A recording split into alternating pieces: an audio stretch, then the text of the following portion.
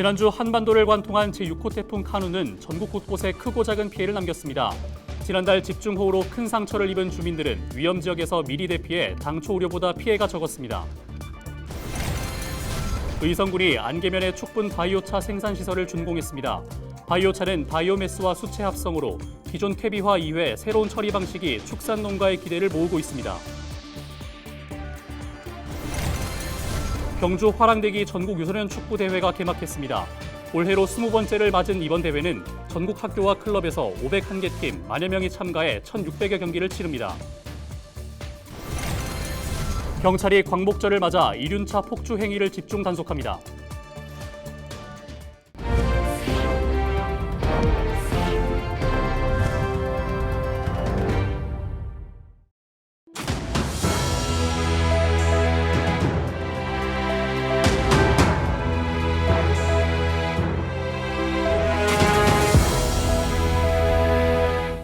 시청자 여러분 안녕하십니까? 헬로티비 대구 경북 뉴스입니다. 지난주 한반도를 관통한 제6호 태풍 카눈은 전국 곳곳에 크고 작은 피해를 남겼습니다. 다행히 경북 지역은 당초 우려보다 피해가 적었습니다. 지난 집중호우로 큰 상처를 입은 주민들은 태풍 카눈의 북상 소식에 마음을 졸였는데요. 위험 지역에서 미리 대피하는 등 철저히 대비한 결과 큰 피해 없이 태풍이 지나가며 주민들은 안도의 한숨을 내쉬었습니다. 서희동 기자의 보도입니다. 물이 흥건한 마을길에서 중장비가 복구 작업을 펼칩니다. 지난 10일 태풍 카눈이 짧은 시간 많은 비를 뿌리면서 지난달 집중호우로 큰 피해를 보았던 예천군 벌방리의 배수로가 다시 넘쳤습니다. 다행히 마을 복구를 위해 현장에 있던 중장비가 급히 물길을 파냈고 빗줄기도 점차 약해져 큰 피해 없이 물은 빠졌습니다. 무릎까지 올랐어요, 어제. 무릎까지 올라가지고 많이 왔다 하면 또 이자 피해가 많았어요. 그러니까 조금 하늘이 비가 들어오니까 도움을 주니까 참 마음이 안심이 됐어요. 김천시 증산면 초동마을에서는 산에서 흘러내린 토사가 주택 3동을 덮쳐 한 동이 완파되고 2동은 절반이 부서지는 사고가 났습니다. 하지만 주민들은 미리 대피해 다행히 인명피해는 없었습니다. 지난달 집중호우로 큰 수해를 입은 경상북도가 태풍에 대비해 위험 지역에 거주하는 주민 모두에게 대피 명령을 내렸기 때문입니다.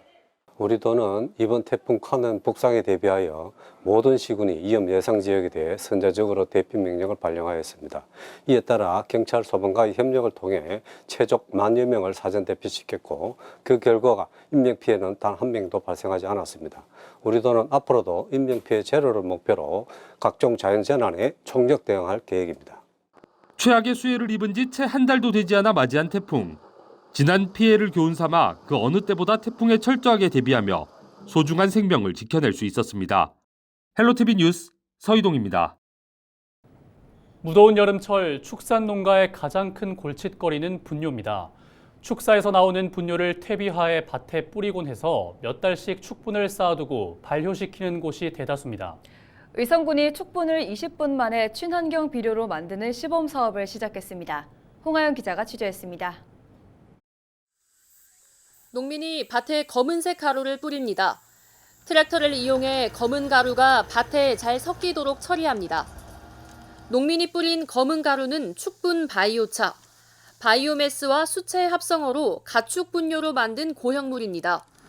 가축 분뇨를 기계에 넣고 산소 없이 열을 가하면 탄수함량이 높은 고형물이 만들어지는데 퇴비보다 영양분이 적고 토양 입자간 공간이 커서 토양 개량에 효과가 있습니다. 퇴비화된 축분을 밭에 뿌리면서 생긴 영양 과잉 등의 문제를 해결할 수 있게 된 겁니다. 뿐만 아니라 악취도 적습니다. 농가는 그간 축사 인근에서 분뇨를 퇴비화하며 악취로 고생했는데 처리시설에 분뇨를 투입하면 20분 만에 바이오차로 사용할 수 있습니다. 지금까지 축분 처리는 발효 과정이라든가 이동 과정이 있었는데 이번 바이오차 생산은 바로 처리되어서 바로 수거해 갈 수 있어가지고 환경 개선이 정말 개선될 것 같습니다. 의성군은 최근 의성군 안개면의 한 농장에서 축분 바이오차 생산시설 시범 사업을 시작했습니다. 하루 최대 15톤까지 분뇨를 처리해 바이오차를 생산할 수 있습니다. 축산 보유차 생산으로 인해서 우리 축산 분뇨 문제를 해결하고 농민에게는 우리 토양 개량과 또 비료로서의 사용할 수 있는 일석이조의 효과를 갖게 되었습니다. 의성군은 현재로서는 개분을 바이오차로 생산하는 데 그치고 있지만 시설이 모두 갖춰진 만큼 향후 우분과 돈분을 이용한 바이오차도 생산하겠다고 밝혔습니다. 헬로티비 뉴스 홍하영입니다. 경주 화랑대기 전국 유소년 축구대회가 지난 12일 개막해 14일간의 열전에 들어갔습니다. 올해로 20번째를 맞는 이번 대회는 전국 학교와 클럽에서 501개 팀, 10,000여 명이 참가해 1,600여 경기를 치릅니다. 코로나19로 멈춰있던 해외 자매 우호 도시 참가도 재개돼 일본 나라시와 중국 양저우시 유소년 축구 2개 팀이 출전해 경기를 펼칩니다. 경주시는 폭염에 대비해 모든 팀들이 스마트 에어돔을 한 번씩 활용할 수 있도록 경기 일정을 조정하고 야외 축구장에는 쿨링 포그 운영, 경기장 아이스박스 설치, 쿨링 브레이크 등을 시행합니다. 또 지난해 대회에 이어 올해도 황성공원 실내체육관 앞에 선수들이 이용할 수 있는 무료 물놀이장을 운영합니다. 경찰이 광복절을 맞아 이륜차 폭주 행위를 집중 단속합니다. 대구경찰청은 폭주족 주요 집결 예상지를 중심으로 교통경찰과 암행순찰팀 등을 배치해 위법 행위를 단속할 계획입니다. 특히 폭주 행위는 모두 영상으로 기록해 사후 수사를 통해 엄중 처벌할 방침입니다. 한 주간 발생한 뉴스를 재정리해보는 시간입니다. 지난 한 주 동안 주요 이슈는 뭐가 있었는지 이상원 뉴스민 기자를 통해서 이야기 나눠보겠습니다. 화상 연결해봅니다. 안녕하십니까? 네, 뉴스민 이상원입니다. 네, 우선 지난 한 주 동안 발생한 주요 이슈부터 종합해 주시죠. 네, 전국적으로 온라인을 통해 살인 예고가 무분별하게 유포됐는데 대구 경북도 예외는 아니었다는 뉴스부터 짚어드리고요. 태풍 카눈으로 인한 대구 경북 피해 상황 살펴봅니다. 대구은행에선 직원들이 고객 정보를 위조해 증권 계좌를 개설한 일로 논란이 일고 있고 황금 열쇠 등을 선거 구민에게 제공한 대구시의원에겐 의원직 상실형이 선고됐다는 소식도 전해드립니다. 네, 전국적으로 온라인을 통해 살인 예고 유포가 늘어나고 있습니다. 검경이 적극적인 수사에 나서고 있는데 대구 경북은 어떻습니까? 네, 지난 3일 경기 성남시 분당구에서 무차별 흉기 난동이 발생한 후 전국적으로 온라인을 통해 살인 예고글이 유포되고 있습니다. 경찰은 적극적인 검거 활동에 나서서 14일 오전까지 149명을 검거했는데요. 대구 경북에서도 공항, 야구장, 대학 등 인파가 몰리는 곳에서 흉기 난동을 하겠다는 예고글이 여러 개 게시됐습니다. 경찰은 지난 4일과 5일 경북 경산과 구미에서 칼부림을 예고한 10대와 20대를 붙잡았습니다. 지난 7일에는 가방에 흉기를 소지한 채 동대구역을 배회하던 30대 남성을 경찰이 검거하기도 했고 8일에는 수성구 학원가에서 오토바이에 보관하고 있던 흉기를 꺼내 이유 없이 걸어가는 학생 등 행인들을 향해 여러 차례 휘두른 40대 남성을 검거했습니다. 네, 지난주 태풍 카눈이 한반도를 관통하면서 우리 지역에서도 피해가 잇따랐는데요. 태풍 피해 상황도 짚어주시죠. 네, 6호 태풍 카눈이 지난 10일 한반도를 관통하면서 대구에서는 2명이 숨졌습니다. 군위군에선 다른 신고로 출동 중이던 소방대원이 하천에 떠있던 60대를 발견해 구조했지만 숨졌고 달성군에선 전동 휠체어를 타고 있던 60대가 도랑에 빠져 실종됐다가 12일 숨진 채 발견됐습니다. 경북에서도 23명이 고립됐다가 구조되는 일이 있었습니다. 대구 경북 곳곳에서 도로 침수, 하천 범람, 낙석 같은 피해가 일었고 군위군에선 남천 제방이 터지면서 인근 저지대가 물에 잠겼습니다.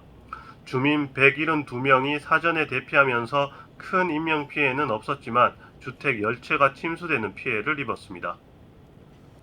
네, 대구은행에서는 직원들이 고객 몰래 정보를 위조해 증권 계좌를 개설하는 일이 벌어졌다고요?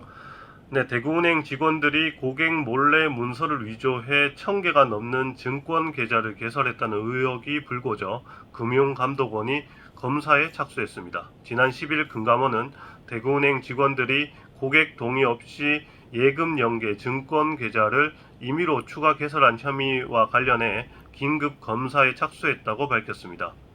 금감원은 지난 8일부터 제보를 바탕으로 대구은행 영업점에서 증권계좌 신설 실적을 높이려고 1개 증권 계좌를 개설한 고객을 대상으로 동의 없이 다른 증권 계좌를 추가 개설한 혐의를 인지했습니다.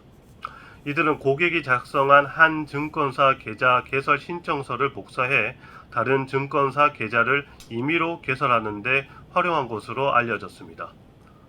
네, 끝으로 공직선거법 위반으로 의원직 상실형을 받은 대구시의원 소식도 전해주시죠. 네, 법원이 선거 구민에게 금품을 제공해 공직선거법 위반 혐의로 기소된 전태선 대구시 의원에게 벌금 400만 원을 선고했습니다. 공직선거법상 벌금 100만 원 이상 처벌이 확정되면 의원직을 잃게 됩니다. 대구지방법원 서부지원 제1형사부는 전 의원이 구속 수감된 바 있고 기부 행위가 선거 공정성과 투명성을 훼손한 정도가 심각하다고 보긴 힘들다면서 벌금형 결정 사유를 설명했습니다. 전 의원은 자신이 임원으로 있던 지역 모임에 마스크를 기부하고 또 다른 모임에선 황금 열쇠를 선물한 일로 지난해 11월 구속 기소됐다가 보석으로 풀려나 재판을 받았습니다. 네, 오늘 주간 이슈 점검은 여기까지 듣죠. 이상원 유수민 기자였습니다. 고맙습니다. 네, 감사합니다.